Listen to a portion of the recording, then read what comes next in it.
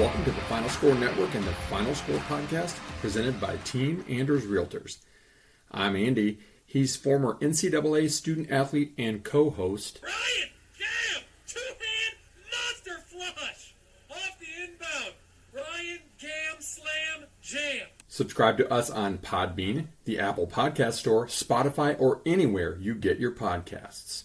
Follow us on Twitter at TheFinalScore35 and TikTok at AGSpartanFan35. Oh, and one more note before we get started. I'd like to apologize to anyone I've not offended yet. Please be patient. I'll get to you shortly. Welcome into the 174th edition of the TFS Pod. We're back after a week off, wonderful week off, down in Punta Cana. Great place. Hyatt Ziva Cap Cana, Zalara Cap Cana. That was the best trip I've ever been on. I don't know about you, but that was fantastic. So we did not miss doing a podcast last week because we were relaxing. So back at it this week. PGA went down to the wire the way that we want it to, which is great. NBA, I think they're down to 4. NHL, I think they're down to 4. NFL schedule release came out. We could maybe touch on that a little bit later. NCAA Football 25, official release date of July 19th. I will be buying a PS5 for that and for that only, because I am still a child. Can't wait for that. Yeah, lots to talk about here.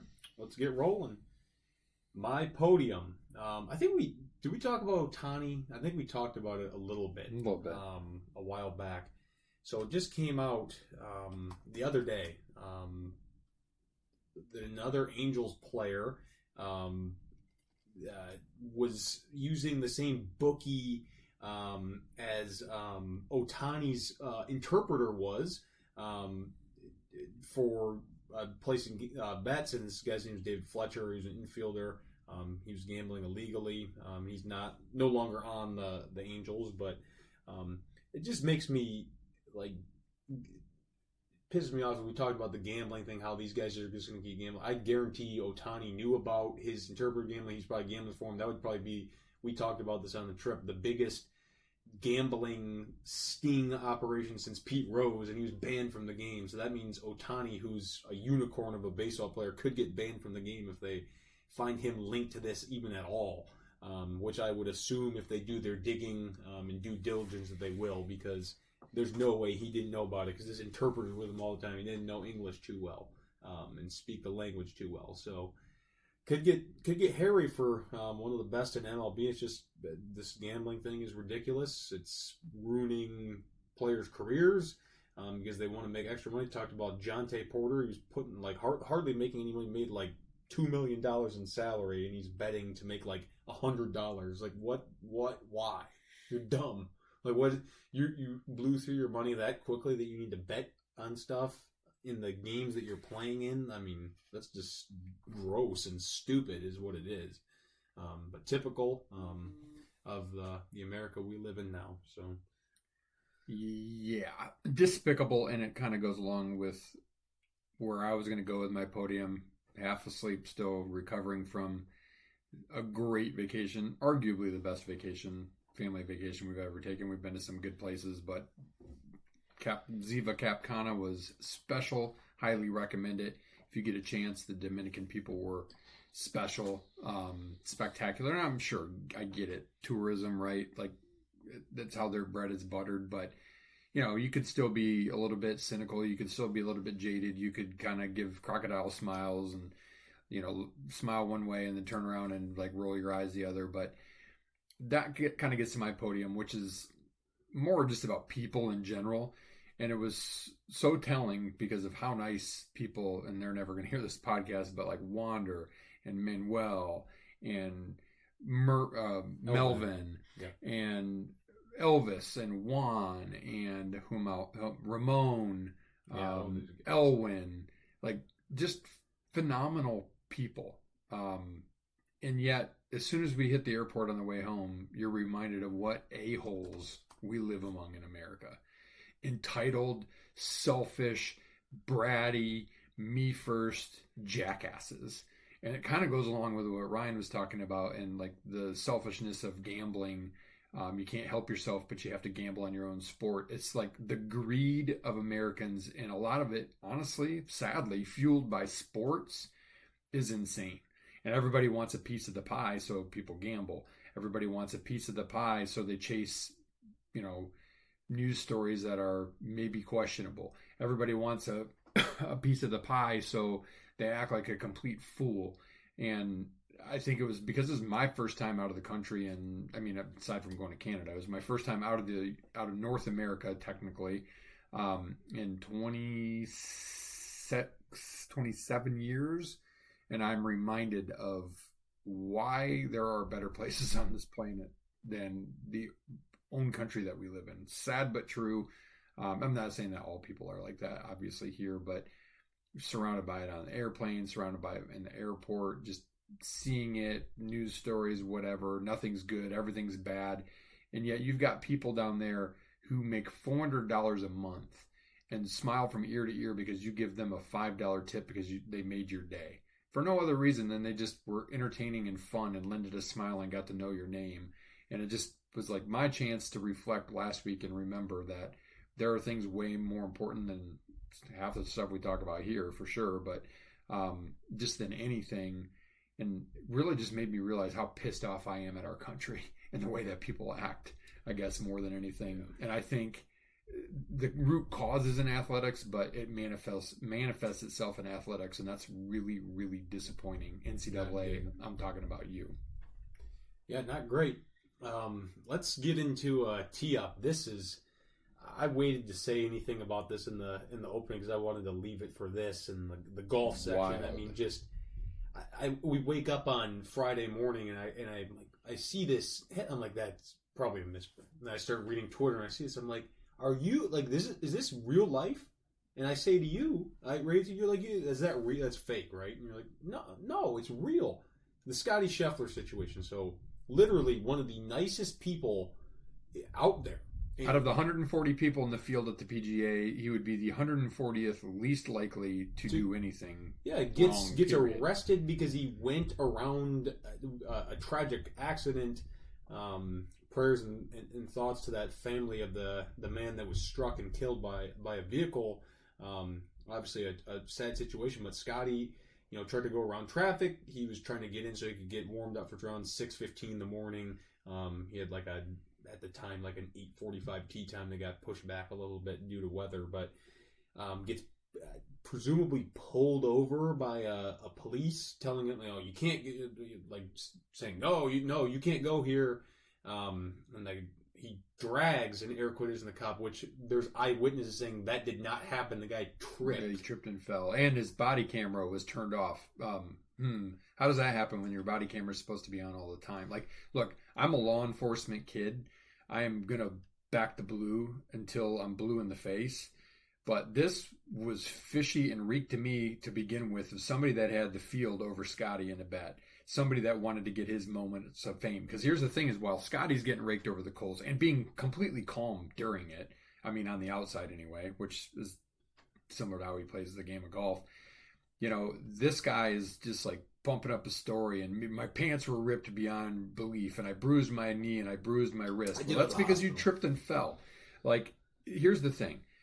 I don't tend to disbelieve the police, but in this case, I don't believe this guy. I just don't believe this guy, and I want to know where the people are that are calling for, the facts on his side. Like, nobody called the eyewitnesses, like from ESPN, of reports that I read, who saw it as this guy tripped and fell. Didn't even realize it was Scotty at first. I mean, he rips Scotty Scheffler out of the car and throws him and cuffs him. Like, did he read him his rights? Was it inappropriate? Should he have maybe asked him for his ID? Should he have maybe said, hey, look, buddy, I asked you to pull over and stop. I need to see your ID. Then he could have realized, oh, this is Scotty Scheffler. He's due in. Did he do any of those things? You're not hearing that in the report. So something's really fishy here. Look, again, I'm going to defend. And Scotty, the thing is like, he was super nice too, and he thanked the police. He backs the police. He said he didn't name drop. nobody really there even, probably some people had to recognize him, but knew officially who he was until his orange jumpsuit mugshot. And what an embarrassment to somebody who's a classy guy. I mean, a guy who had his chaplain on the bag on Saturday because his regular caddy was at his daughter's graduation. Like, I just incredulous at the way this was treated. And it's like the media is so looking to find a way to poke a hole in Scotty. Not so much the golf media, but the other media trying to find a way to poke a hole into this guy who no way he can be such a good Christian man and put his wife and his, baby first and take that time off and blah, blah. Like, yes, he can.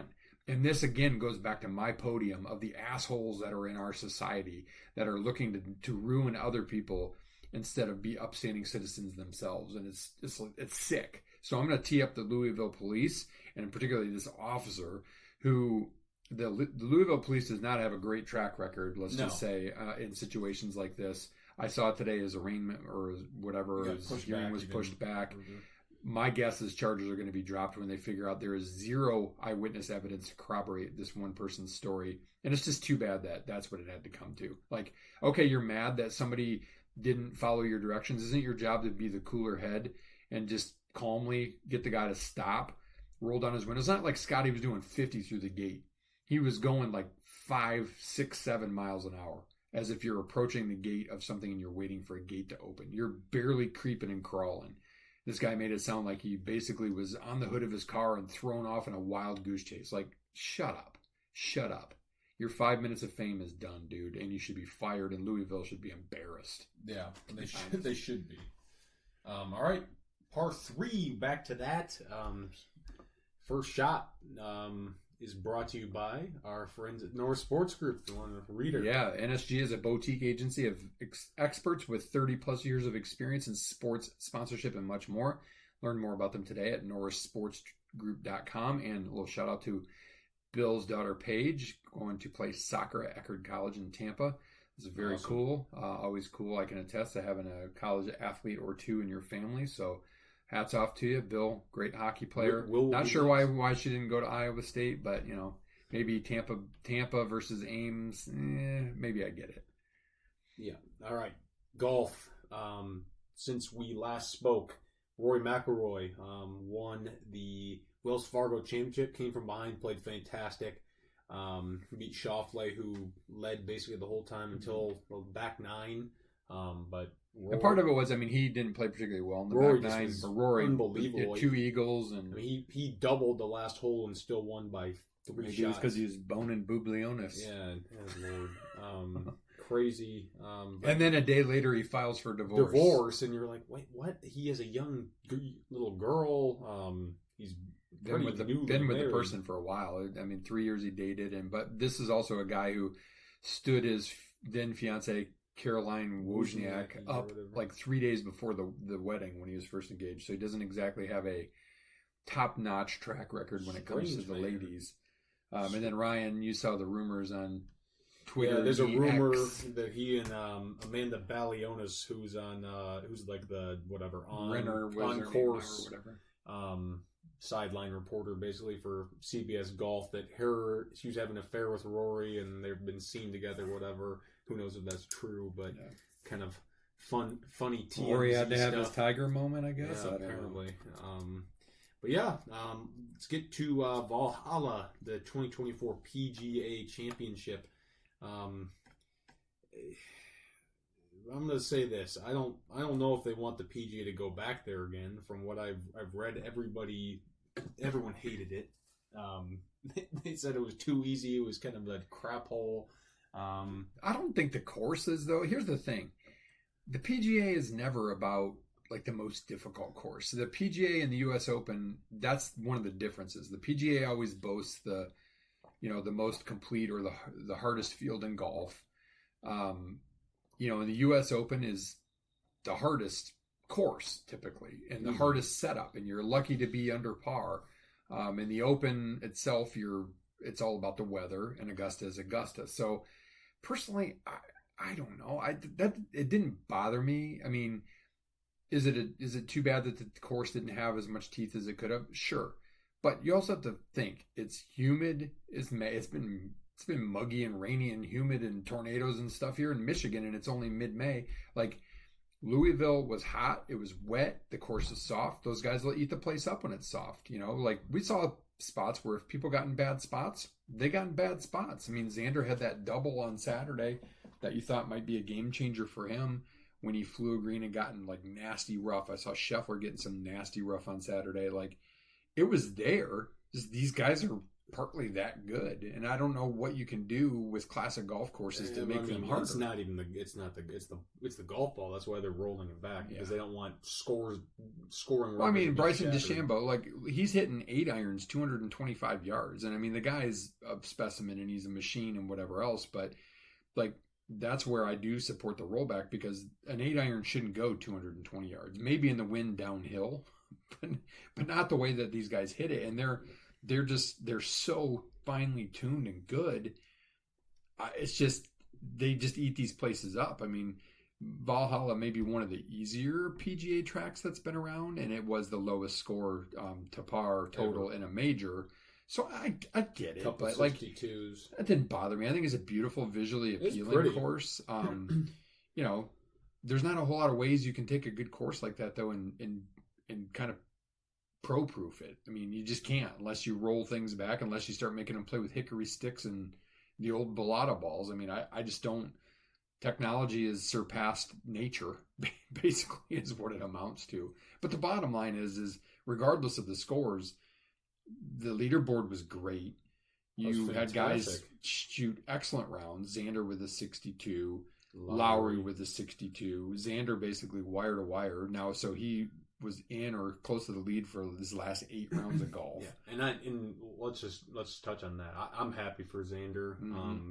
He deserved that. He's been so close so many times in big tournaments, in majors. I think that's like 9. And it's not like he tanks and finishes 10th. Like, he finishes usually 2nd or 3rd. He has 9 straight top 10s in majors. I mean, that's pretty impressive. He's been playing really good golf all year, and he's hitting the ball further. He's got that nice draw.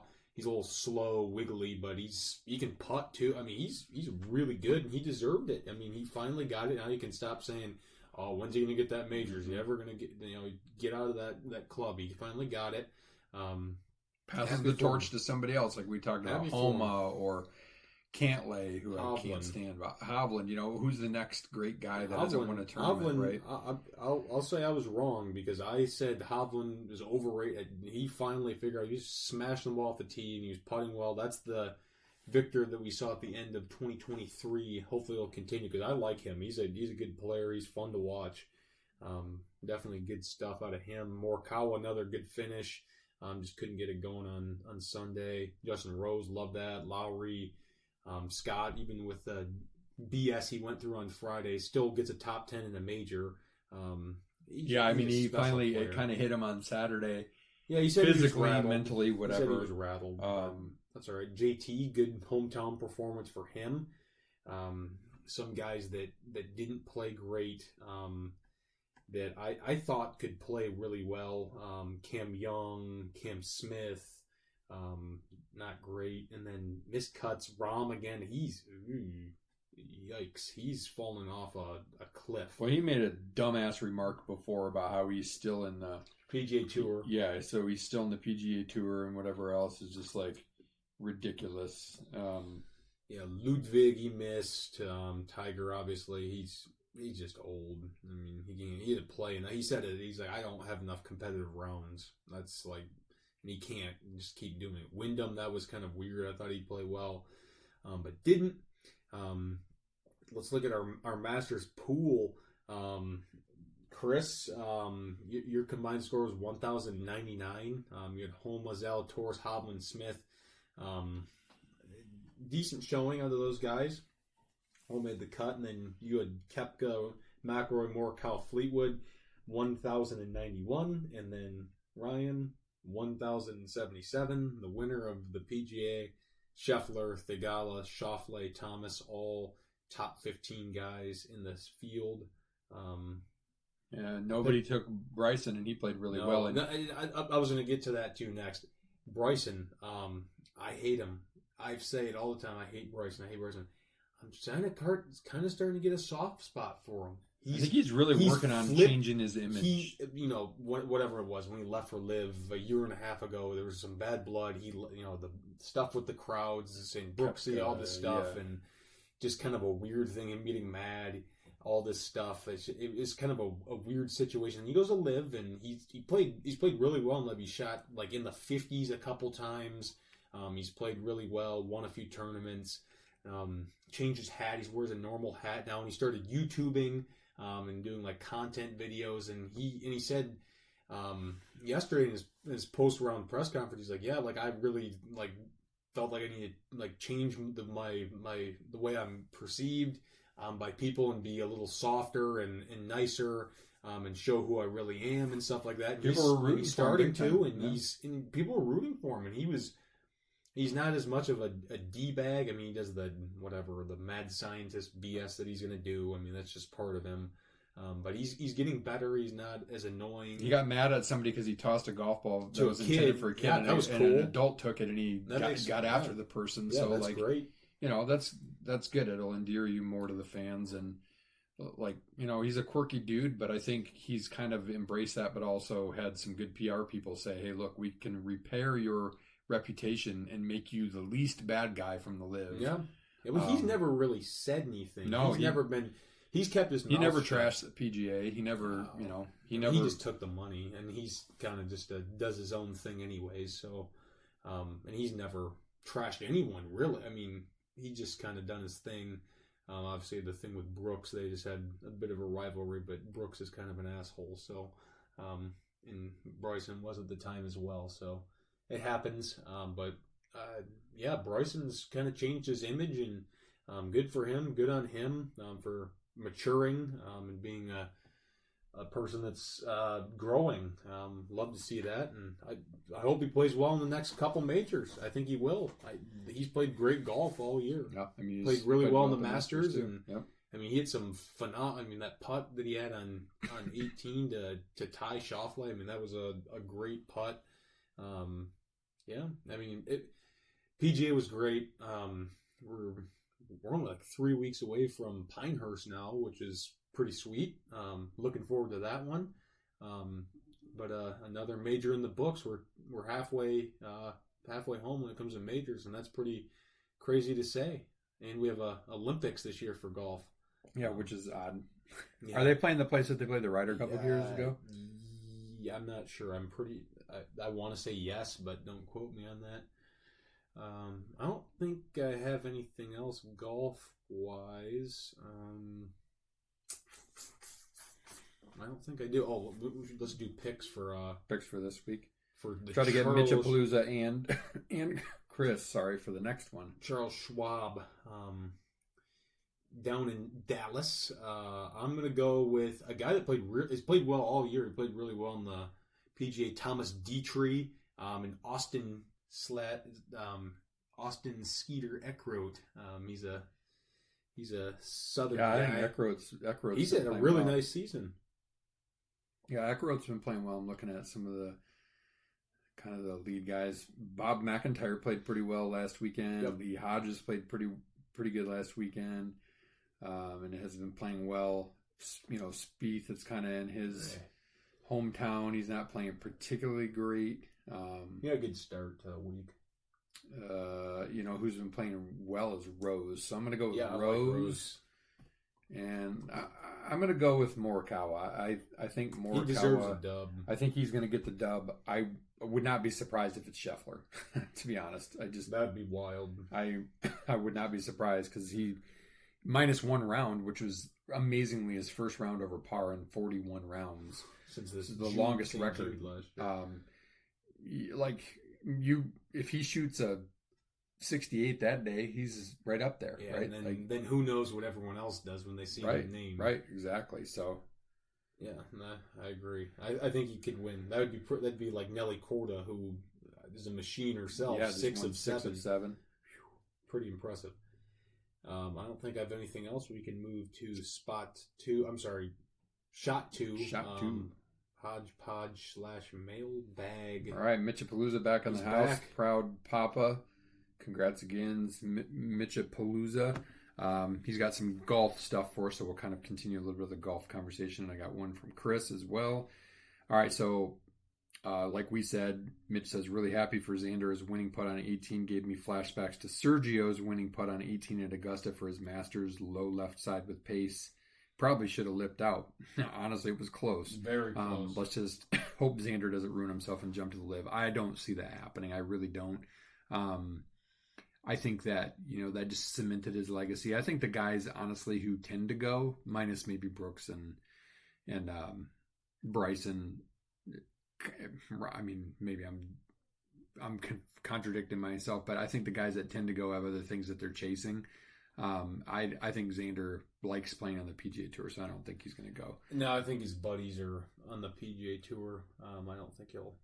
So here's an interesting question from Mitch. Watching Bryson actually made me miss his quirks on tour every week. Should live guys be allowed back on tour next season? Here's my way. I get a select few. here's my way. If they take, first of all, they're not going to happen because they signed in blood a contract with the PIF. But there's nothing happening with here's my caveat. If they're willing to give back half of what they gave and give it straight to charity, I'm okay with it. So if Bryson gave back $62.5 million and gave it straight to charity, or spread it across the charities that the PGA Tour fuels, I'd be okay with it. Yeah, that'd be anybody who's willing to give back half of their signing bonus or whatever. But it ain't going to happen because the Saudis have that sign in blood. Yeah. We talked about this with Smidge too. The field was minus 214 at Valhalla this past weekend. That's close to the Rocket Mortgage in terms of scoring. Was that more or less fun, in your opinion, to watch over a more traditional major field where the collective scores are plus 50 and higher? I think it's... I don't think that... I mean, the PGA is kind of usually 10 to 12. Yeah. The PGA is the easiest of the four, in my opinion. It's, generally speaking, is the easiest of the four. I'm a sadist maybe. I love the difficulty of the U.S. Open. I think it's really fun because I think that shows you who's truly imaginative and great at golf when they're not hitting the ball right down the middle. But again, you can't control the weather. The weather probably played a couple stroke factor this weekend. And I just want to, like you say, Ryan, all the time, I don't want anybody to run away with it. Nobody ran away with it. It came down to the last hole. Right? It was either going to be Xander makes that putt and he wins, or Xander misses that putt and they go to a 3-hole aggregate. So that's what you want. Score doesn't really matter to me as much. I mean, look, the best golfers in the world ate the place up because it was soft. It is what it is, right? Like, yeah. I mean, theoretically, you could say, well, Tiger ate up Pebble Beach when he was minus 15. I get nobody else was under par or close, and that was an otherworldly performance. But like, sometimes you're just playing that well. So. Switching gears, Mitch says, I'm happy with the Zappala commitment. I think he provides excellent depth and can offer some more traditional MSU center traits. I wish we got someone with a higher profile, but in reality, we just want Booker to be the guy playing 25 plus minutes a night, right? Yes. Yeah. So I mean, are you, I mean, we'll probably talk more about it in State of the State. We'll get to that later. Okay. I agree that's what I'll say yes. Here's the thing. I'll just say yes. We've talked about this before, and kind of in relation to questions from you too, Mitch. Izzo was not going to go and set the market price and overpay for a guy. He was not going to pay Abala $2 million a year. He just wasn't going to. So the reality is he got what NIL money that they're willing to give up and banked on his ability and his staff's ability to coach. And until proven otherwise, I guess we got to trust that. I mean, I don't know what else to tell you. Of course, everybody's PO'd and they put us in number 11 in the power rankings of the new 18-team Big Ten, or is it 20 teams? 18-team Big Ten. Whatever. I mean, okay, so they didn't go make some huge splash. Whatever. Like, Splash and Dash doesn't buy everything. Just ask Kentucky. Splash and Dash doesn't buy everything. So, you know what? You filled the roster. If that's what you think you can go to, my team's on the court, I got to trust him. I got to trust Coach Hackman. Right.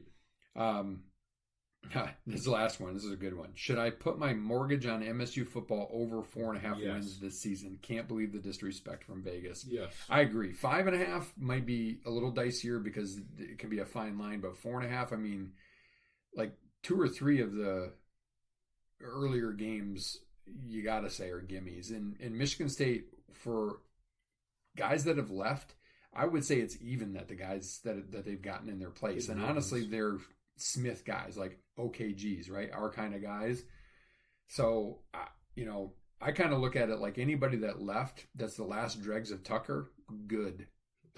Clearly they weren't that good because they sucked in COVID year. They had a great year, then they had an average year, and then they had a dog shit year, right? Is that how it went?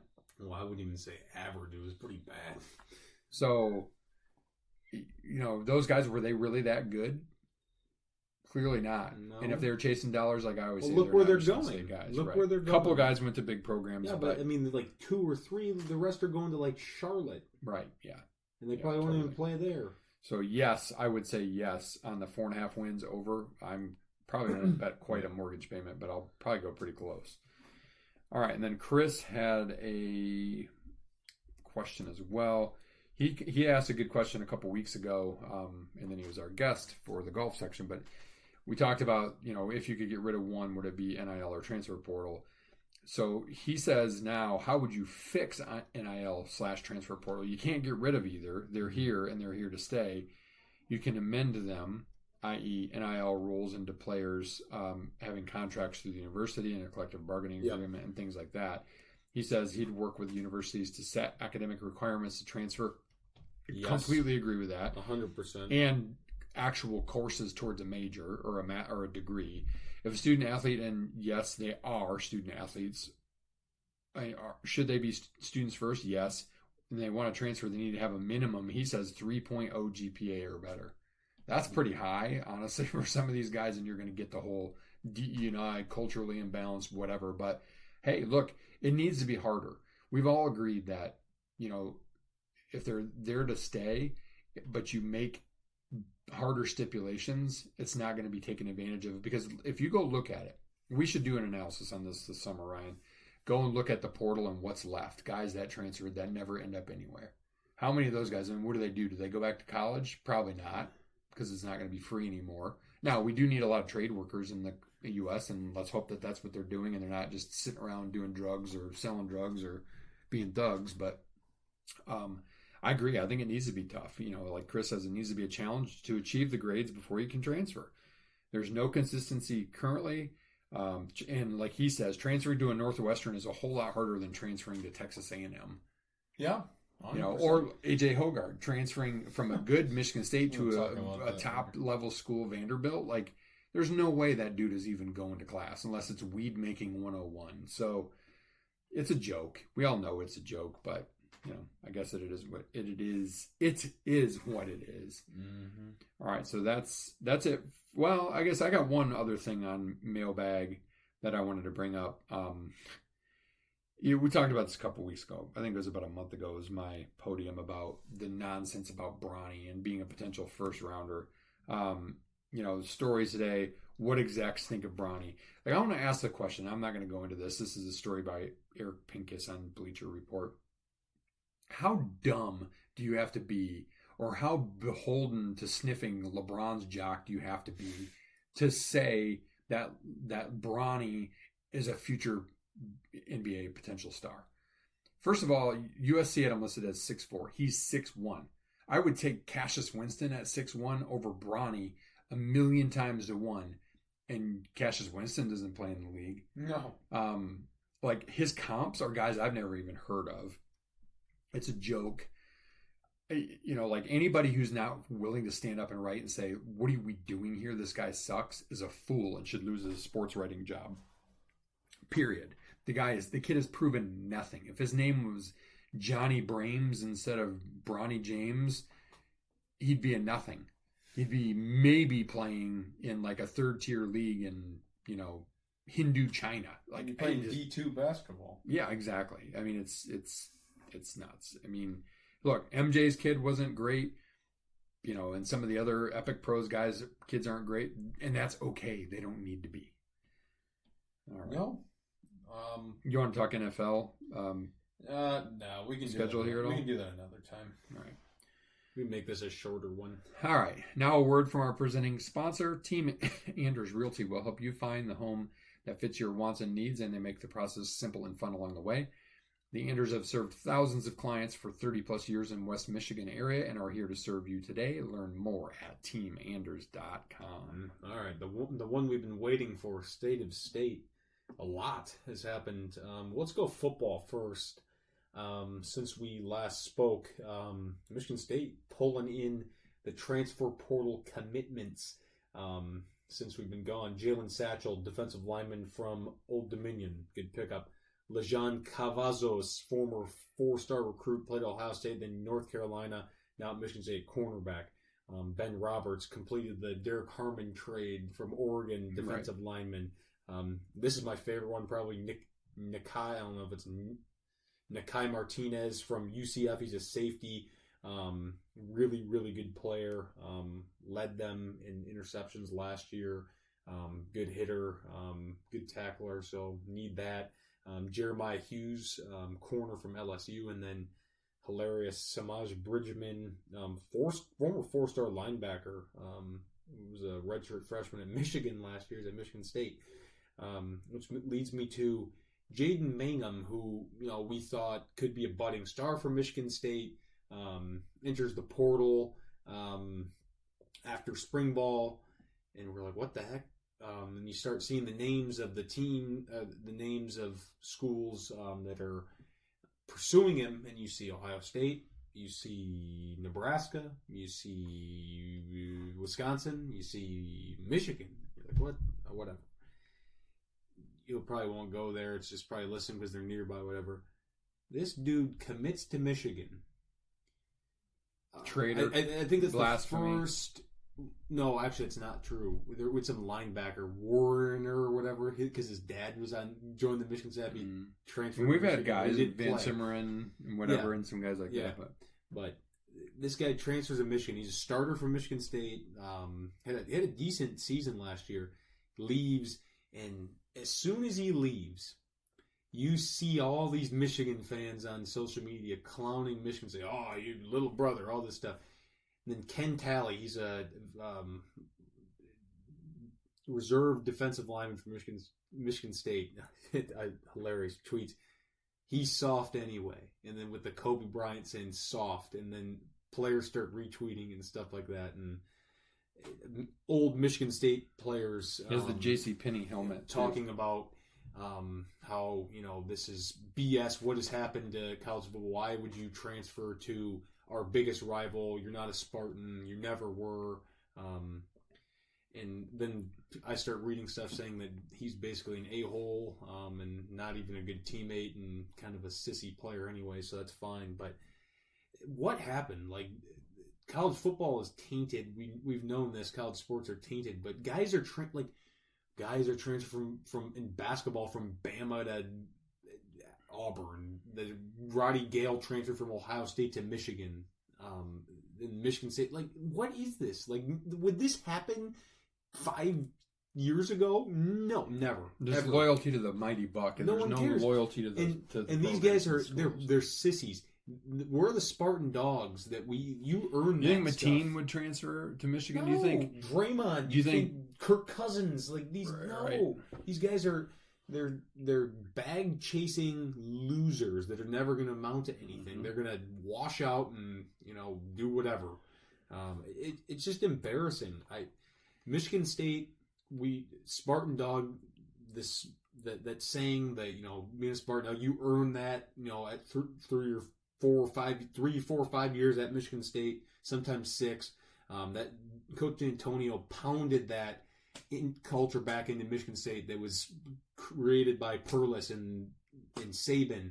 Then kind of went away with Bobby and John L. and came back, and then Mel Tugger got rid of it. And it was all these people are so.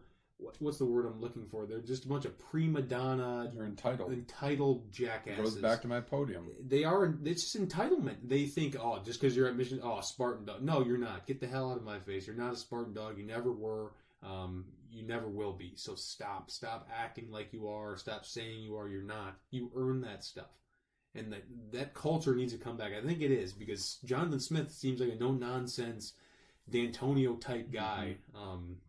And that's why I'm excited He's looking for OKGs. That's why I'm excited that he's our football coach, because I think he's going to bring that culture back, and toughness and winning. And none of those guys that Mel It's Tucker... not about taking pictures with G-Wagons and Dobermans. None of those guys that Mel Tucker recruited were tough or good. Like, maybe they have good measurables, like what that By Job guy.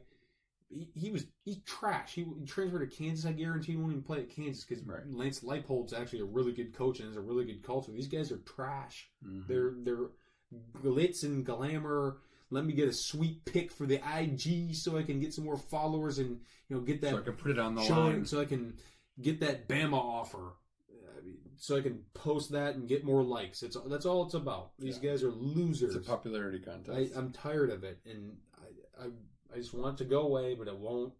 And I just want, if you don't want to play at Michigan State, get the hell out of my face. Yep. I don't care. Our team's on the field. Exactly. But yeah, shout out to Coach Meat, Demetrius Martin, killing it, recruiting right now. Great job. I think he's going to end up being he's the ace in the hole recruiter. I read this online that Michigan State has not had in a long time. He's kind of, Harlan Barnett kind of was back in 14-15, around then left. He can be like that and get some really good players from Michigan State. He and Hawk, former Spartans, and they're doing it upright. Yeah, and then they got good coaches on the staff around them too. So yes, fun to watch. Absolutely. All right, and then one more thing that have to do with football. I saw this today and it reminded me. Why in the living hell has there been no update from Central effing Michigan about Connor Stallions or the NCAA? They haven't said a word. They pushed it under the rug. Alan Haller said today, our relationship with Central Michigan is about to be tainted forever. Right. And it should be, because he's demanding answers. It has been since October. And what have we given them? The satisfaction of beating us 3 times in East Lansing. A lot of money in, when Hollis started the contract with the state of Michigan. We played at Central. We played a game at Western. We had to deal with Eastern, and then Eastern kind of had to back out because they were on the cusp of falling down to FCS. But like, you want to alienate those relationships. Michigan State will just play Youngstown State and other FCS schools. I mean, shit, they'd be better off playing Grand Valley. Might even be more competitive in most cases too. I mean, how is there no answer on this? How is there nothing them saying, oh, it wasn't they have never, it's definitely they knew about it, because they don't want to say it because they know they're going to get pounded. Right. By the media and by the NCAA and by everybody. Idiots. Basketball. Michigan State adds Vakaitis from semi-pro. I don't even know what his name is. Zapala? What's his name? That guy. He's huge. I mean, he's like 7 foot 240. Played at Utah State sparingly, not much, and then played at Longwood. He was a reserve. I mean, I get it. He didn't want to break the market or anything for a center. It just worries me, because I know the Big Ten has some good centers. We're going to play some good centers this season. I just don't think putting Booker on some of these guys. I mean, he's a 4 anyway. He's a 4. He can play small ball 5 if you want to go small, but he's not a 5. Kohler is not good. He can hardly jump over a sheet of paper.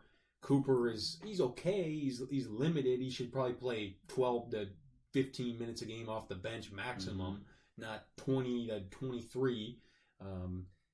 I just don't like rolling with those two and then replacing someone that's arguably worse than Sissoko.